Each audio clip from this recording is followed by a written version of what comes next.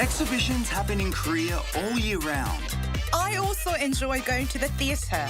There's no shortage of musicals, plays, and performances to choose from. So keep an eye on the theatre scene. Then there is K-design, blending traditional and modern elements. K-fashion, leading trends. K-beauty, which takes beauty to the next level. K-content, receiving praise the world over. Watch it, experience it, and enjoy it.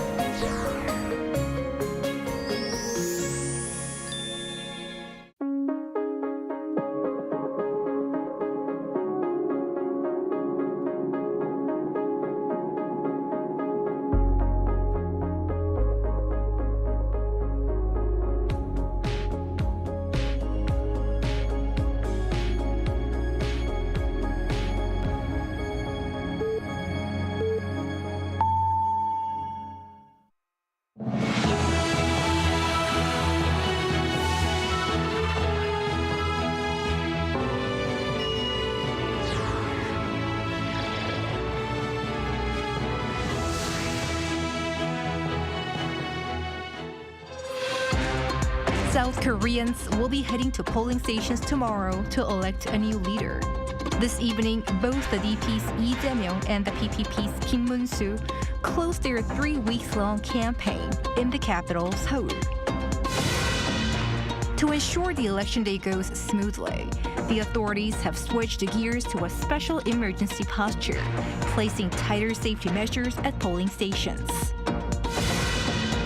U.S. President Donald Trump and Chinese President Xi Jinping are expected to speak over the phone soon amid renewed trade dispute.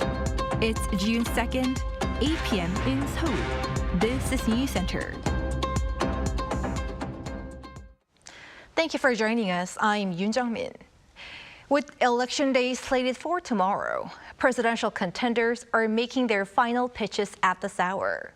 Let's go over to our campaign correspondent Shin Ha-young standing by at a rally of Liberal Party contender Lee Jae-myung in Yeouido, Seoul. Ha-young, what would be his final message this evening? Well, Jung-min, I'm here at Yeouido Park in western Seoul, where Democratic Party candidate Lee Jae-myung is about to arrive and hold the finale to his official campaign. And right now, as you can see behind me, a large crowd of people has gathered in front of the stage, filling the area with chants as they wait for Lee's arrival. And choosing Yeouido as the site of the end of his campaign is meant to highlight what the Senate election is really about. And Yeouido is home to the National Assembly, where a vote put an end to December's martial law saga. And it's also where protesters spent a cold winter with light sticks calling for the impeachment of former President Yoon Suk-yeol. And just like at the start of his campaign, he is expected to highlight his revolution of light message and emphasize his commitment to ending what he describes as an insurrection. He focused his last day of rallies on Seoul and the surrounding metropolitan area. Earlier today, he visited Seongnam City in Gyeonggi-do Province, not only the city where he grew up, but also where he was first elected to public office as the city's mayor in 2010. Take a listen. Your vote is the start of real change, turning despair into hope, division into unity, and stagnation into growth. Trust Lee Jae-myung, a loyal and capable public servant who has always delivered results through action. I'll get the job done. After wrapping up his rally in Yeouido, he'll turn to YouTube Live at 10 p.m. to make up final appeals to voters. And the official campaign period comes to a close in a few hours. That being said, do walk us through Lee Jae-myung's 22-day campaign. Well, Jung-min, I've been covering Lee Jae-myung's campaign from the day he declared his candidacy, which took me all over the country. And according to the Democratic Party, he held 66 rallies nationwide during this 22-day official campaign period. And he traveled over 5,000 kilometers and met more than 236,000 people on the trail. And unlike past campaigns that focused mostly on the capital area, over half of his rallies were held outside Seoul. And as he traveled across the country, he repeatedly emphasized two main goals: bringing the country together and putting an end to the insurrection. And another notable point is that he delivered his rally speeches from behind bulletproof glass. And this follows growing concerns within the party and among supporters over his safety, especially considering he was stabbed in the neck during a visit to Busan in January last year. His camp also restricted access near the stage and is limiting physical contact with supporters, including handshakes. And that's all for this hour. We now head over to the conservative camp, whose contender Kim Moon-soo is poised to end his rally here in the capital as well. Our campaign correspondent Kim Do-yeon joins us there. Do-yeon, the candidate was crisscrossing the country throughout the day, and curtains are going down on his campaign in downtown Seoul. That's right, Jung-min. The finale for Kim's presidential election campaign has been well underway since 6 p.m. with some dance crew and keynote speeches to heat up the crowd before Kim reaches here at 8:30 p.m. Now, he's traveling from all the way down south as he started his rallies in Jeju Island and stopped at cities of Busan, Daegu, and Daejeon before finally reaching here at Seoul City Hall. Now, while on this cross-country tour, if you will, he also held a press conference sending out a plea for more votes and apologizing for the declaration of martial law. Take a listen. If I am elected, I will pursue reforms and changes beyond what anyone can imagine. I will fundamentally transform the way the government operates in line with the people's demands and the calling of the times. And I will never let the people down. Now, this is a popular finale spot. We saw Yoon do his here as well back in 2022. There have been other PPP primary contestants here on the stage to make the finale more impactful. As you know, the rally speakers and trucks are going to all shut down by 9 p.m. and afterwards Kim will take it to the streets. He's set to walk around popular nightlife neighborhoods, Hongdae and Gwangnam, to meet with younger voters. Note that in Korea, election days are public holidays, so a lot of young people could be enjoying the holiday eve. Now, what have been some of the messages that Kim Moon-soo sought to share during his 22-day rally? Right, Jung-min. By the time Kim reaches here at 8:30, he'll have traveled 7,300 kilometers in the past 22 days with 157 election campaign activities. Now, that's according to the party. And throughout this event-packed journey of his message has been the same, that Lee Jae-myung has legal risks and that he's acting like a dictator already. Now he's citing these guilty rulings that have been appealed, the DP's pressure on the Supreme Court, and the DP's legislative efforts to protect Lee from his legal risks. We all know Kim started his race on the back foot. His party's president was impeached over the declaration of martial law. The polls had him trailing the DP's Lee Jae-myung well beyond the margin of error. Now, to close this gap, Kim had to court undecided voters, while the party sought to distance itself from former President Yoon Suk-yeol. In recent days, Kim also drew attention with daily T-shirt slogans, highlighting his love for family as his wife and daughter actively campaigned alongside him. It was a contrast to his DP rival, who has kept his family largely out of the public eye. Also on this final day of the official campaign period, Reform Party candidate Lee Jun-suk sought to reach out to young voters in the capital area before heading to the conservative stronghold of Daegu. At lunchtime earlier today, he was at the Korea Polytechnic University in Gyeonggi-do province for talks with students at the cafeteria there. Later, he made his way to Gyeongsan, Gyeongsangbuk-do province to sit down with students at Yeongnam University. The final venue of his presidential rally this evening took place at Suseong Lake in Daegu City. Voters in the country will head to the polls tomorrow to elect a new president who will fill the vacancy at the top office. For more on what to expect on Election Day, our Moon Hye-ryun joins us in the studio. Hye-ryun, what should voters know about the schedule and timeline tomorrow? So over 14,000 polling stations will be open nationwide from 6 a.m. to 8 p.m. So during a normal presidential election, polling stations are open until 6 p.m. But this extended voting window reflects the special nature of this election that's being held to fill a presidential vacancy. Eligible voters will need to bring a government-issued photo ID to their designated polling station in order to cast their vote. At 8:10 p.m., exit polls based on surveys of voters taken throughout the day will be released by major broadcasters. They're often a strong indicator of who might be in the lead, although official counting will begin immediately after polls close and will continue into the night. It's expected that a clear picture of the outcome will emerge at around midnight, but that could shift depending on how close the race is.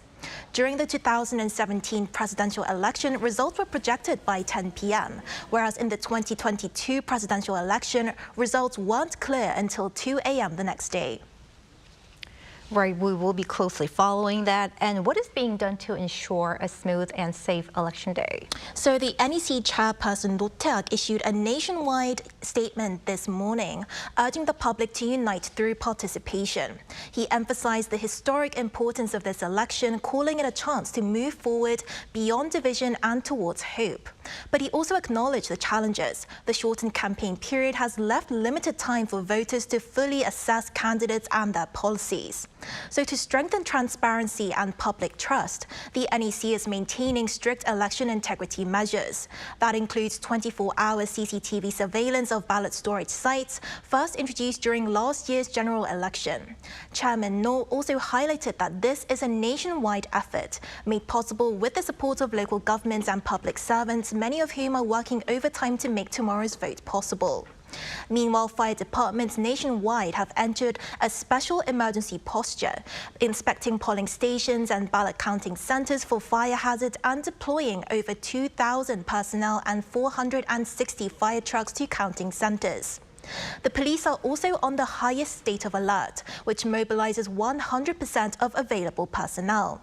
Officers are being deployed to polling stations, ballot transfer routes, and ballot counting centers.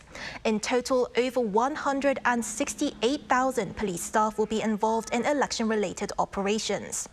Security around the presidential candidates has also been ramped up, with 200 officers assigned to personal protection. Police will remain on high alert until after the presidential inauguration.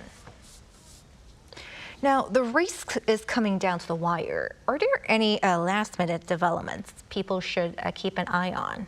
So a key development throughout this election has been the Conservative bloc's continued struggle with candidacy mergers. In a campaign rally just yesterday, PPP candidate Kim Moon-soo openly expressed hope for a last-minute merger with Lee Jun-seok, despite early voting seeing as the final deadline for such talks already being over. This shows that hopes for a deal persist. However, Lee Jun-seok has remained firm, dismissing the possibility of a merger this morning on social media. This election has also seen campaign trails engage in negative campaigning. Most prominently in recent days have been allegations surrounding Democratic Party candidate Lee Jae-myung's son, who reportedly engaged in illegal online gambling. With the election now less than a day ahead, eyes are on how these developments could sway voters in these final critical hours. Right, we're going to be watching that. Thank you, Hae-yeon. Thank you for having me.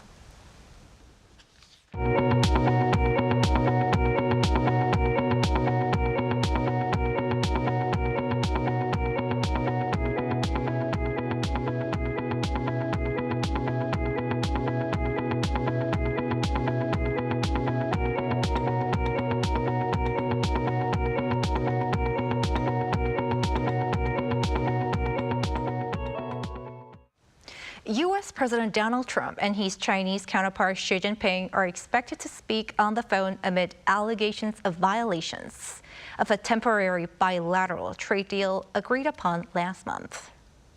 Lee Eun-hee has more. U.S. President Donald Trump and Chinese President Xi Jinping are expected to speak soon on ongoing trade negotiations, according to White House Treasury Secretary Scott Bessent. The anticipated phone talks come amid renewed tensions after Trump accused China of breaching a temporary agreement made last month in Geneva. The deal was aimed at easing trade tensions by mutually easing tariffs and trade restrictions. Bessent stressed that China is holding back its exports of rare earth minerals, which are critical for global industrial supply chains. Under the temporary truce, China reduced its tariffs on U.S. imports to 30%, down from the steep 145% level initially imposed in response to Trump's trade measures. Over the weekend, Trump took to his social media platform to say that if the courts somehow rule against the U.S. on tariffs, that would allow other countries to hold the U.S. hostage with their anti-American tariffs. His comments followed a Thursday decision by a federal appeals court to temporarily pause a lower court ruling that had invalidated most of his tariffs. Trump added this would mean the economic ruination of the United States of America. While Trump administration officials say they have other options for imposing tariffs should they ultimately lose the case, Commerce Secretary Howard Lutnick made it clear there will be no extension to the 90-day pause. In a Sunday interview with Fox News, Lutnick stated, "Rest assured, tariffs are not going away." On Friday, Trump announced he would double tariffs on steel and aluminum imports from 25% to 50%. Lee Eun-hee, Arirang News. Ahead of second talks in Turkey, Ukraine and Russia ramp up their military operations against each other, with Kyiv launching one of its most ambitious counter-offensives against the Kremlin. Lee Eun-jin has the latest. Ukraine and Russia are set to sit down for a second round of peace talks at around 1 p.m. local time in Istanbul on Monday. But just a day prior, on June 1st, a Ukrainian drone attack had destroyed more than 40 Russian planes deep in Russia's territory. In an evening address on Sunday, Ukrainian President Volodymyr Zelensky said that the operation had been planned for more than a year and a half and used 117 drones to carry out the attacks. It's been reported that Zelensky personally supervised the operation, which he claims was headquartered out of an office next to the local Russian intelligence and security service. Codenamed Spider's Web, over the 18 months it took to prepare, sheds of drones were smuggled into Russia aboard special compartments of freight trucks, deployed to at least 4 separate locations in the perimeters of air bases. Then the roof panels of the sheds were removed remotely to launch the attack. According to Ukraine's domestic security agency, the operation disabled 34% of Russia's strategic cruise missile bombers and caused approximately $7 billion in damage. Meanwhile, Russia also launched a significant attack on Ukrainian territory overnight on the same day with some 472 drones and 7 ballistic and cruise missiles, killing 12 Ukrainian soldiers and injuring over 60 others. It has been reported that the previous meeting of the two sides on May 16th resulted in the war's biggest prisoner swap, but showed no signs of peace or even a ceasefire. It was also then that Ukraine and Russia agreed to exchange their conditions for a ceasefire for the second round of talks. Kyiv presented its terms last week, a roadmap for a long-term peace settlement, outlining an initial 30-day ceasefire as a first step, followed by the mutual return of prisoners and the repatriation of Ukrainian children taken to Russian-controlled territory. Russia said it would present its proposal at the meeting. Neither heads of state are expected to attend the peace talks. Ukrainian Defense Minister Rustem Umerov is expected to lead the Ukrainian representation, while the Russian delegation will be led by Kremlin aide Vladimir Medinsky. Yeouido, Arirang News. In Gaza, an aid distribution site became a scene of shocking violence, with dozens reportedly shot and killed by Israeli soldiers. Israel denies such reports. Lee Seung-jae reports. Dozens of Palestinians were reportedly killed and over 100 others injured on Sunday, with the Palestinian Civil Defense saying Israeli soldiers at a relief distribution center run by the Gaza Humanitarian Foundation fired at people seeking food and aid. The AFP says 31 people were killed and over 176 injured in Rafah at a relief distribution site run by the United States and Israel. According to the spokesperson for the Civil Defense, Mahmoud Bassal, Israel targeted thousands of civilians. Hamas also released a statement saying that Israel committed a terrible massacre targeting thousands of civilians heading to a distribution center. The Associated Press, citing a witness, said that at around 3 a.m., Israeli soldiers ordered the crowd to disperse and come back later. When a crowd began forming about 1 kilometer from the distribution site, they opened fire. Another witness said that at around 5 a.m., drones and tanks suddenly attacked the relief center, killing several people. However, the Israeli military dismissed the reports in a statement, saying that false reports have been circulating that raise serious suspicions that Israeli soldiers have fired on civilians near a humanitarian aid distribution site, calling it false. The Israeli military explained that no civilians were fired at inside or around the distribution center.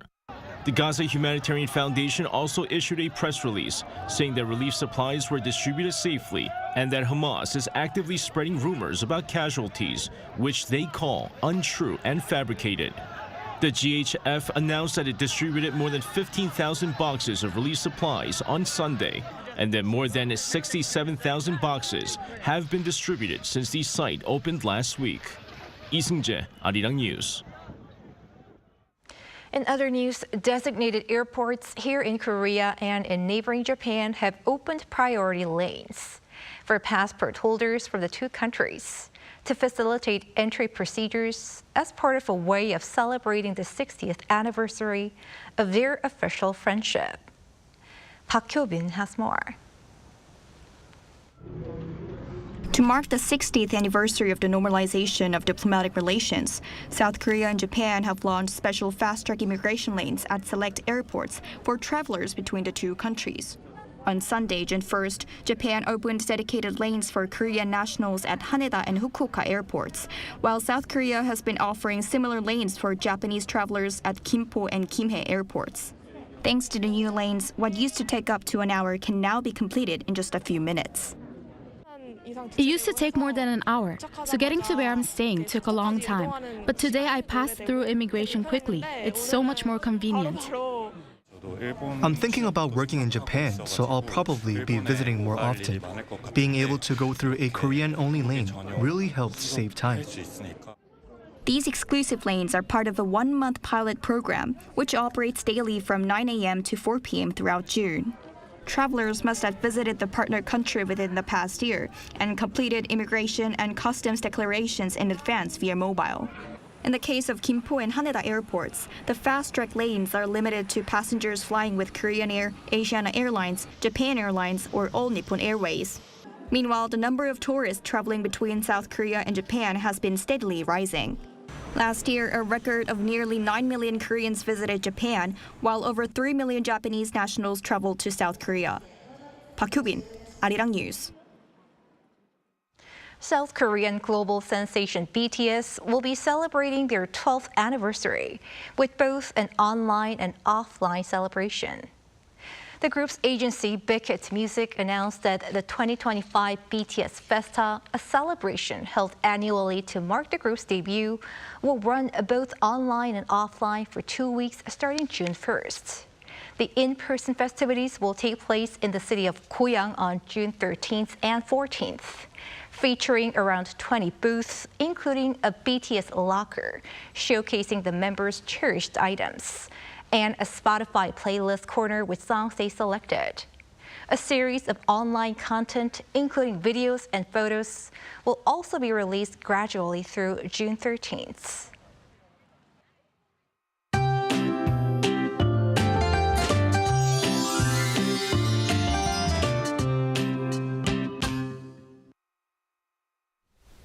The first Monday of June started with rain across the country.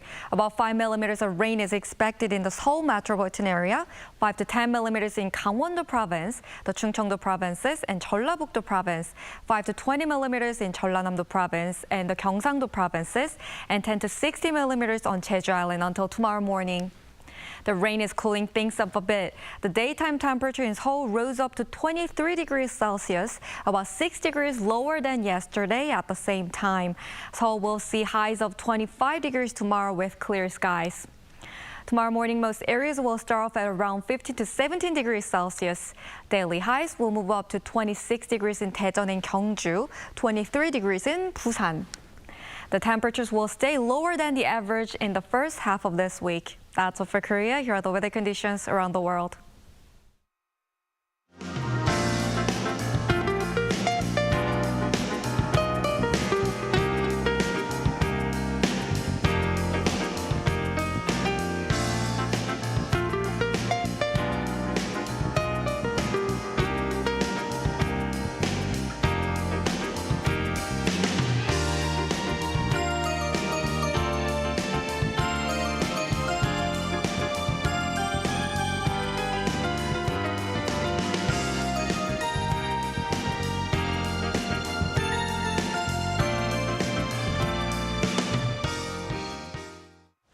And that is Newscenter for tonight. Thank you for watching.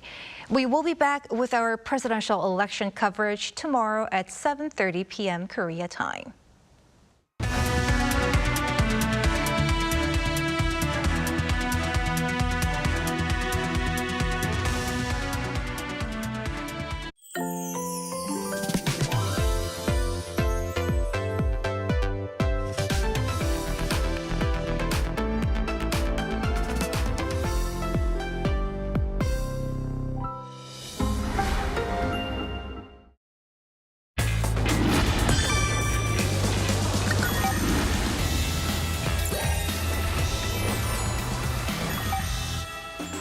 Curious about Korea? And especially K-food? How familiar are you with Korean food? The sea on 3 sides, a mountainous terrain, and 4 distinct seasons.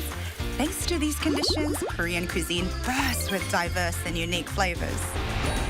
Do you prefer sweet or spicy? A meat lover or a seafood connoisseur? Can't decide?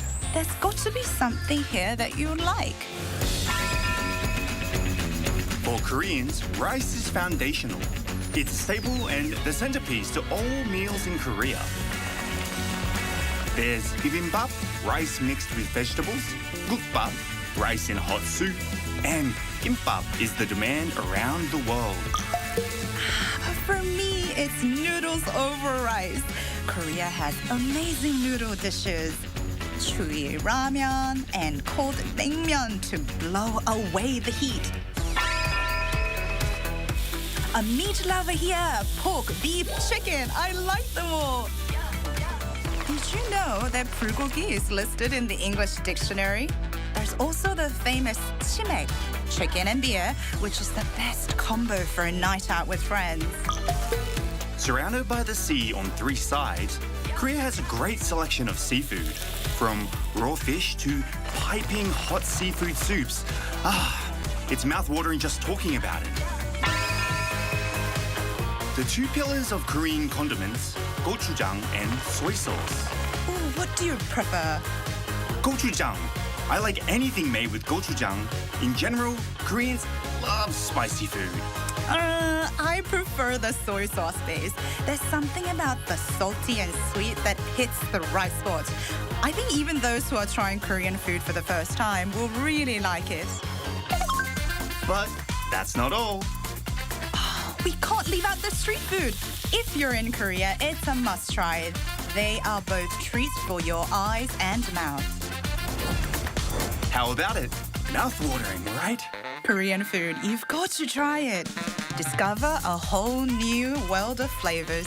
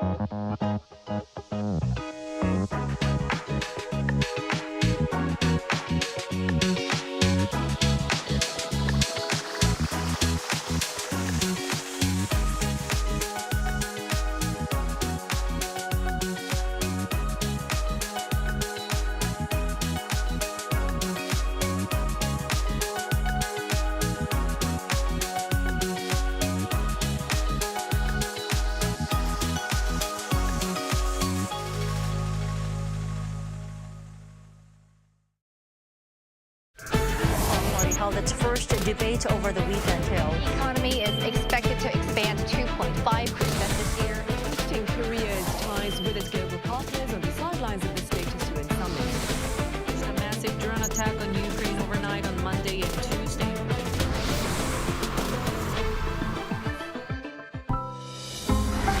Arirang.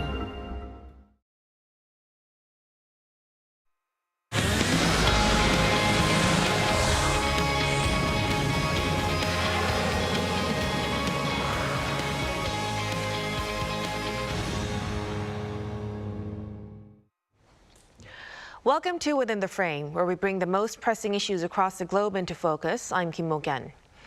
South Korea's 21st presidential election officially begins in less than a day, with more than 14,000 polling stations set to open nationwide.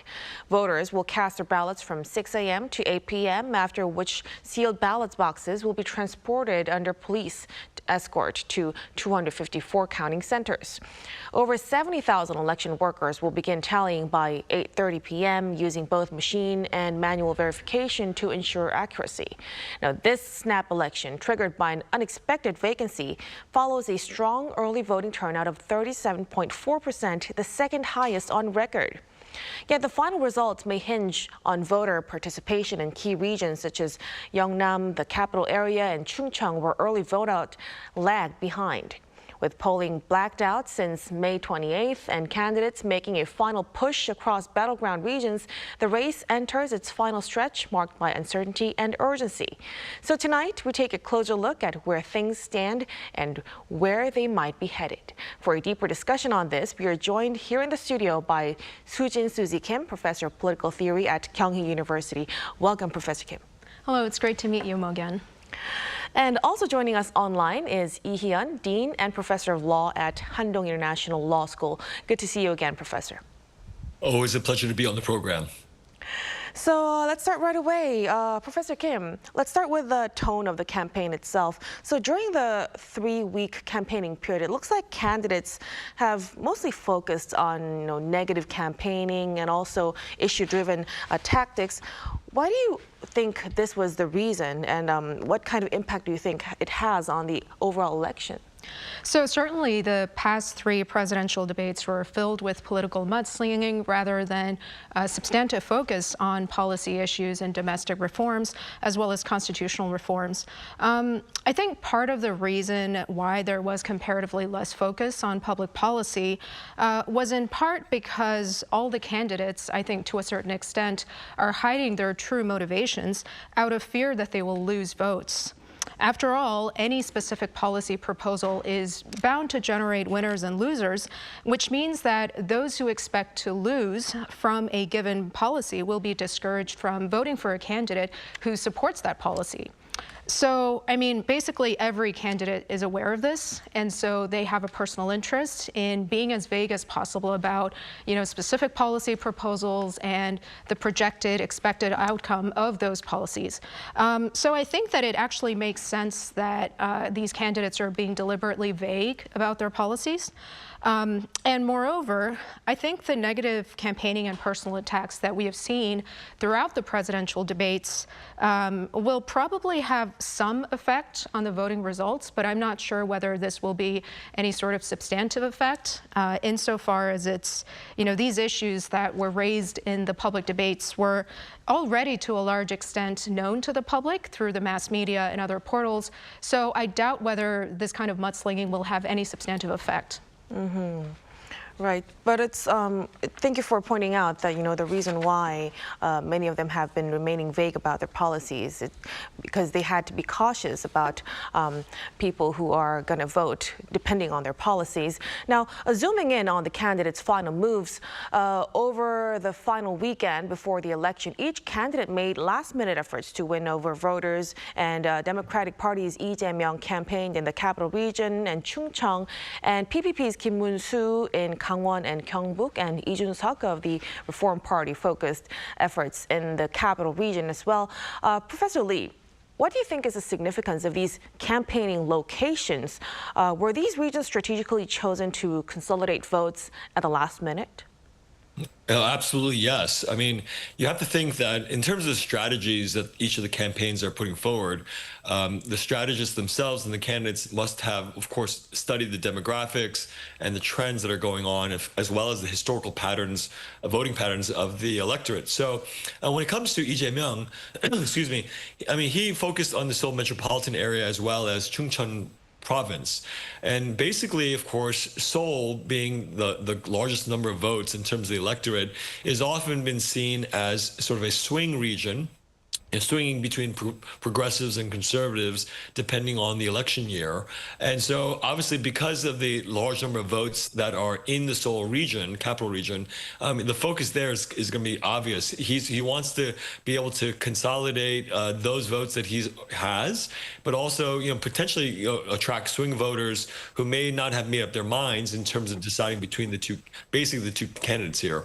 And then in terms of Chungcheong province too, I mean, this has always been seen as not one area that can be seen as being for the progressives or for the conservatives. So there is, a potential battleground province that he's focused on. Now, for Kim Moon-soo, for the PPP, I mean, his focus was Gangwon-do and also the Gyeongsan region, where I am right now. And those have traditionally been seen as more conservative. Gangwon province less so, potentially, but again, many conservative votes there. And so I think what he was trying to do is to make sure that the base comes out to vote for him, particularly because of Lee Jun-seok, who's also a conservative, is a third-party candidate, and there Kim Moon-soo needs to make sure that the votes that he can count on, that those votes will come out for him, as well as potentially others who can make sure to get out the vote for him in terms of the election. And then lastly, for Lee Jun-seok, his focus was mostly in the capital region, And I think the interpretation there is he knows he's not going to win. But I think what he's trying to do is lay the groundwork for the next presidential election, as well as if in fact Lee Jae-myung does win, the aftermath is for the Conservative Party, I think, a realignment, and I think he wants to be part of the conversation and be part of the leadership potentially for a new conservative movement. So I think there you see the strategy being laid out by all of the candidates here. So definitely, it seems as though there are a lot of strategic thinking behind those final stops by the candidates.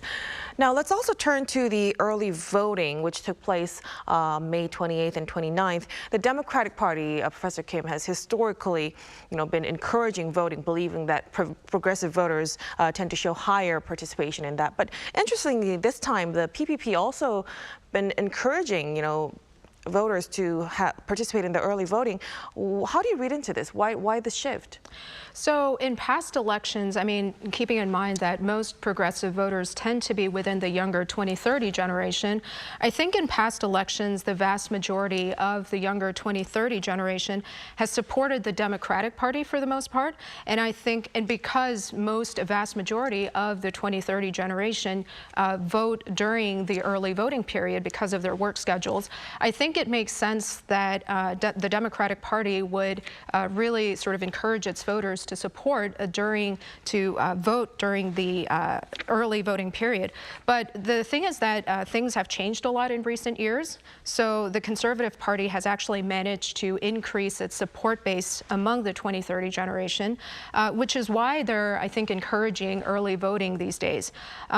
And we can think about some of the possible reasons as to why the Conservative Party has managed to increase its support base among the 2030 generation.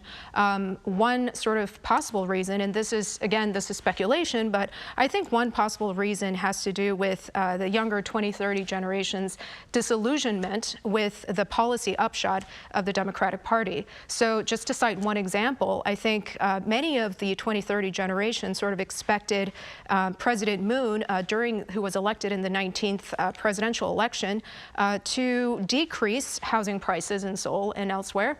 But as we all know, those policies didn't really have such an impact. And so I think a lot of this sort of disillusionment with the actual policy upshot of the Democratic Party has dampened some of the 2030 generation's support for the Democratic Party. And so that might explain this kind of shift towards the Conservative Party among the younger generation. So a potential shift in which party that they want actually could have,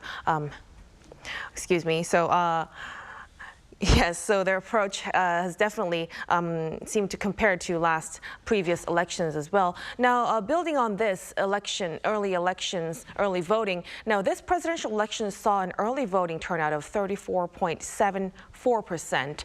Although it's slightly lower than the past presidential election, it's still the second highest on record.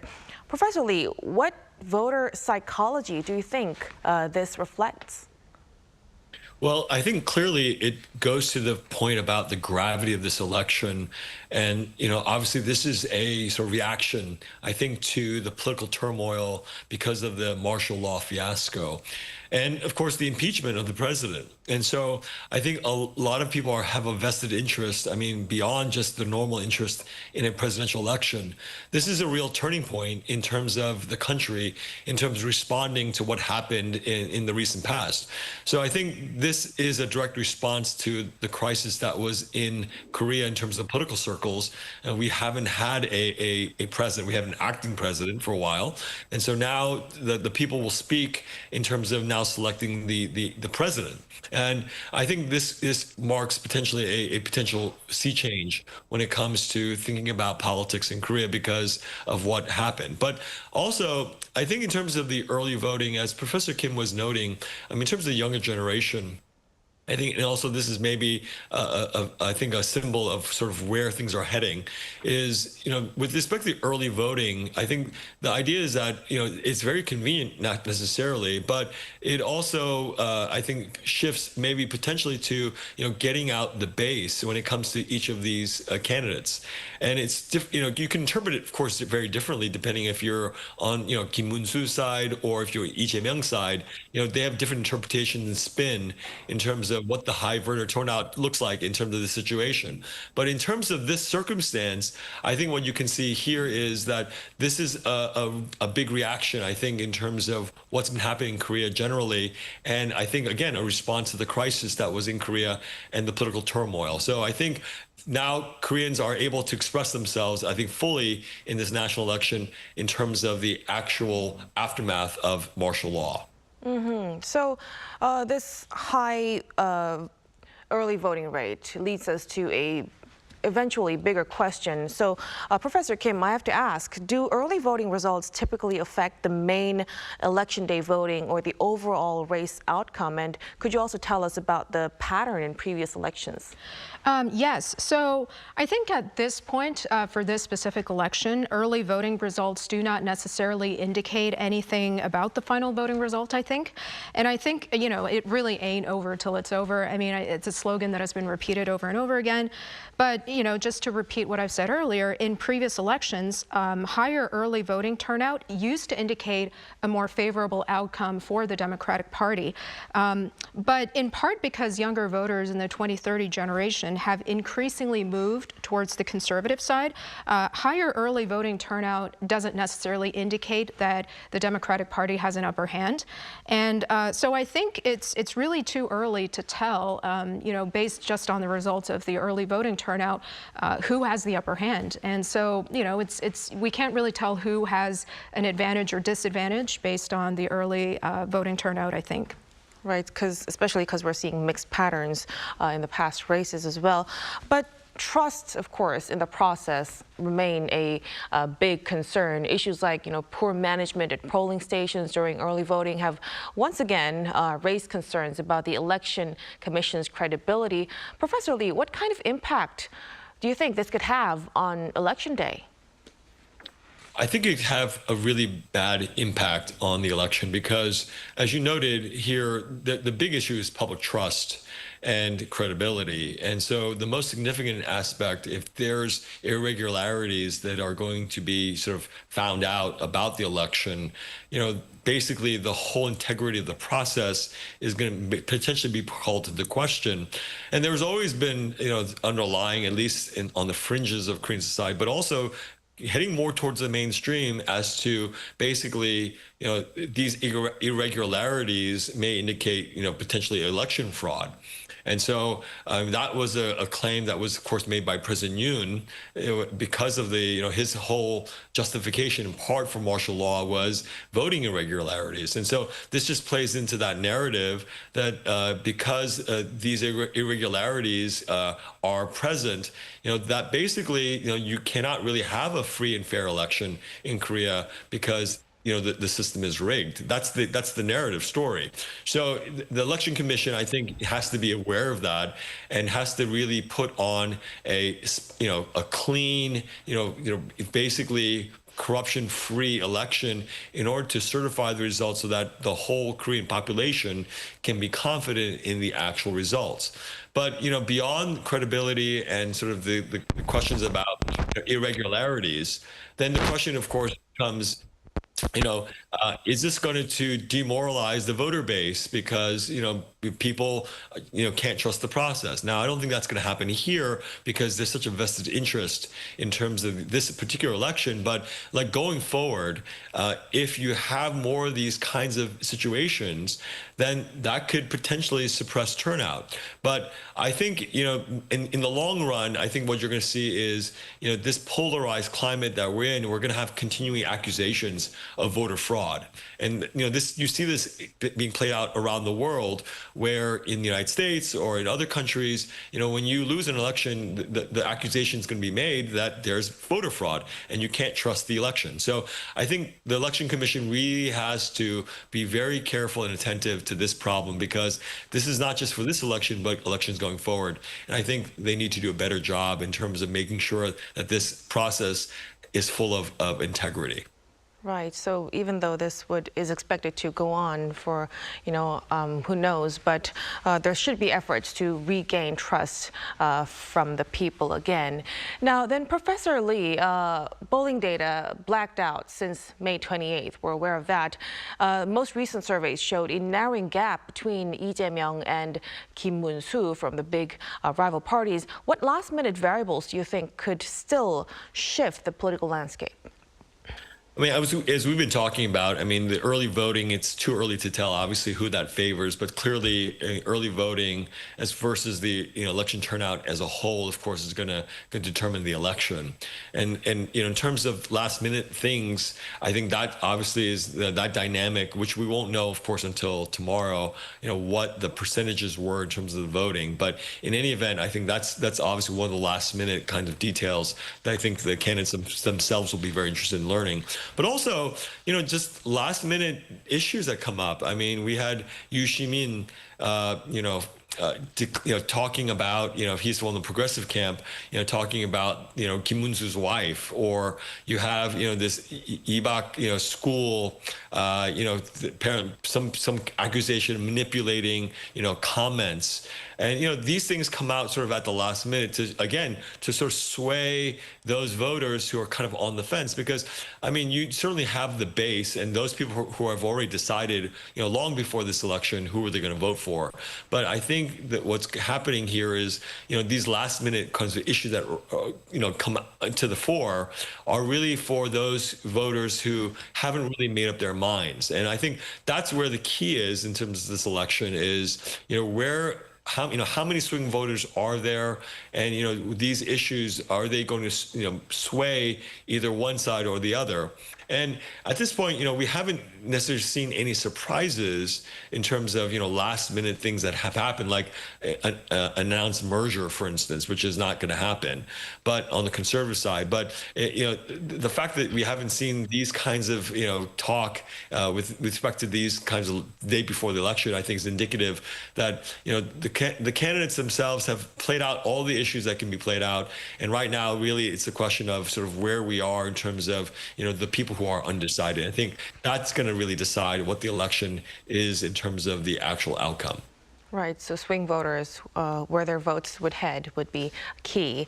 Now, finally, before we end our discussion tonight, Professor Kim, so when an election is held, especially on this very shortened timeline like this one, what kind of potential issues or concerns could arise from the standpoint of, electoral quality or procedural democracy? Yes. So just to lay out on the table what the core ideals or functions of procedural democracy might be, I would argue that the core ideal or function of procedural democracy is to find politically legitimate, or in other words, publicly justifiable solutions to questions about our shared social life. The thing is that in modern conditions of deep disagreement, we don't have such a shared standard for deciding what is a good outcome or what is a bad outcome. So that means that it's virtually impossible to agree on a substantive outcome without unfairly excluding certain views or privileging certain others' views. And this is where the importance of procedural democracy comes in. And procedural democracy is important because, according to theories of procedural democracy, the assessment of legitimacy or public justifiability of a given policy depends on whether that decision was reached through the right procedure of public deliberation among citizens. Now, the thing is that, again, just to reemphasize, in modern conditions where there is deep disagreement about, what counts as a good solution to political questions, it makes sense to define political legitimacy or justifiability in terms of whether a political outcome or decision was produced through a fair procedure where every citizen is included. Now, Because the lead up to this presidential election left us only 60 days to assess the presidential candidates and their policy proposals, one could certainly argue that the legitimacy or public justifiability of this election's outcome has been undermined somewhat. And this is, again, because citizens had no sufficient time to form a reasoned opinion about each of the candidates and their policy proposals. And so that means they had no sufficient time to deliberate about the policy proposals or to exchange views with one another about, which candidate is the best person to lead the regime going forward.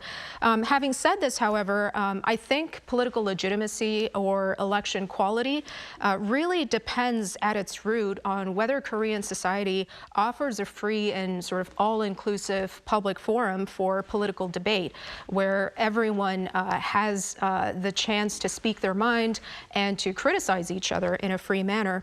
Now, all of this is to say that if we truly care about political legitimacy and producing good quality elections and so forth, then what really matters is focusing on building a robust public forum where everyone can, where everyone's political views are equally heard and reflected in decision making. So I just want to emphasize that point going forward. All right. Thank you for your opinion. I'm afraid we'll have to wrap up our discussion at this point. We're running out of time. But thank you so much for your insights tonight, Professor Kim. Thank you. And Professor Lee, of course, we appreciate it. Thanks for having me. And that'll be all from us on Within the Frame. Be sure to tune in again next time as we continue to explore the stories that matter. Till then, stay informed and engaged.